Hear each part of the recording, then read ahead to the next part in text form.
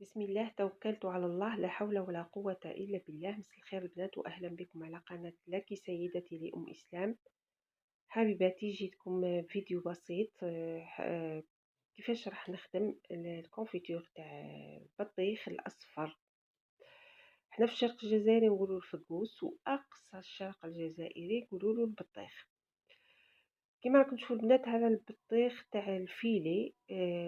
نشريو كمية كبيرة في الفيلي، نلقاوه ساعات ماهوش البنات ماهوش حلو، يعني ناقص حلاوة، وما يحبوش الولاد ياكلوه. كما راكم تشوفوا، قلت خلي ننتهز الفرصة ونعمل به كونفيتور، خاطر البنات الكونفيتور تاع البطيخ يجي بنين، ويعني ما تصوروش قدامه مع القري ناقص حلاوة، بصح يجي بنين. بعد ما غسلت البطيخ البنات وحكمت نقيته من الزريعة، نحكم نقصه قطع صغيرة على هذا الشكل.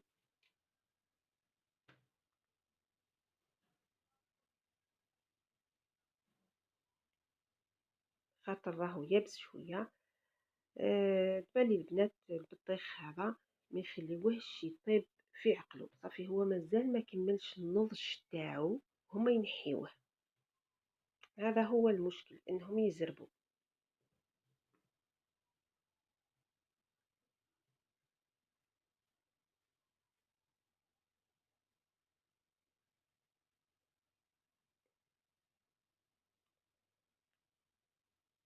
هنا البنات عندي 2 كيلو بطيخ نات، يعني بدون قشور.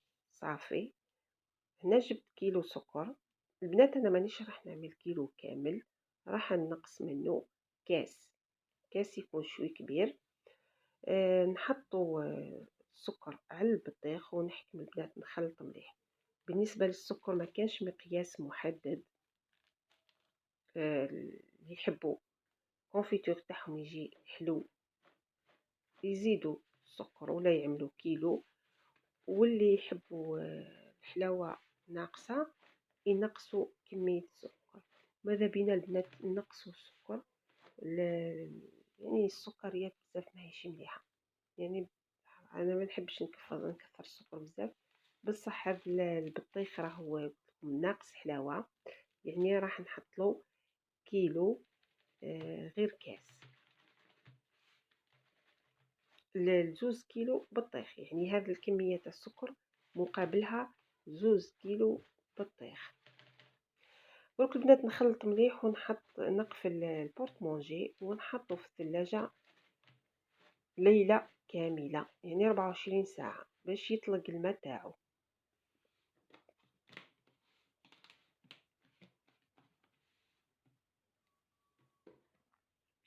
بعد ما فاتت ليلة كاملة البنات، يعني فاتت 24 ساعة، شوفوا حبيباتي كيفاش طلق الماء تاعو. سبحان الله، فواكه الصيف معمرة ماء، وفواكه الشتاء معمرة فيتامين سي.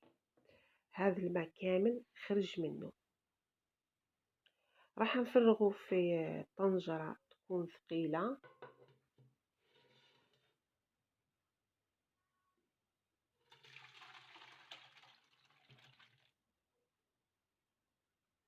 نحطه على النار حتى يبدا يغلي.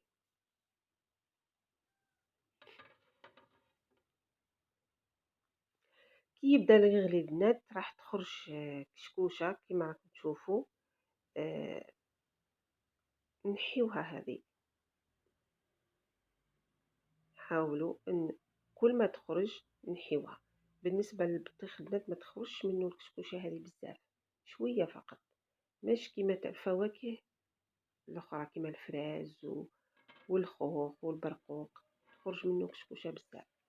هنا البنات راهو بدا يطيب، بصح مازال ما وصلش للقوام اللي بغيته. خليه يزيد.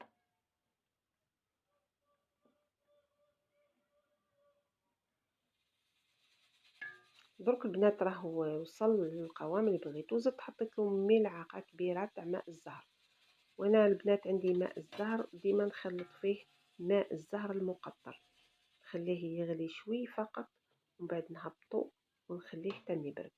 هنايا برد مليح حبيباتي، مانيش راح نخليه على هذا الشكل، رايحه نرحيه.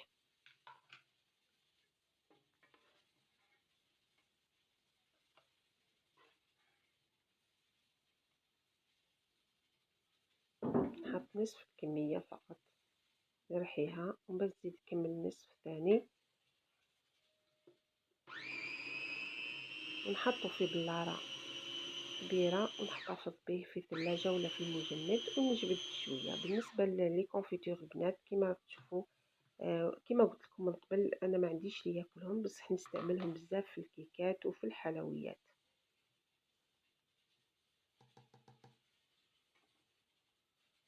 على هذا الشكل، ويجي رائع البنات وبنين يهبل. نخبيه ودوك تشوفوا النتيجة النهائية. ما تنساوش حبيباتي تضغطوا لي على زر لايك وتكتبوا تعليق،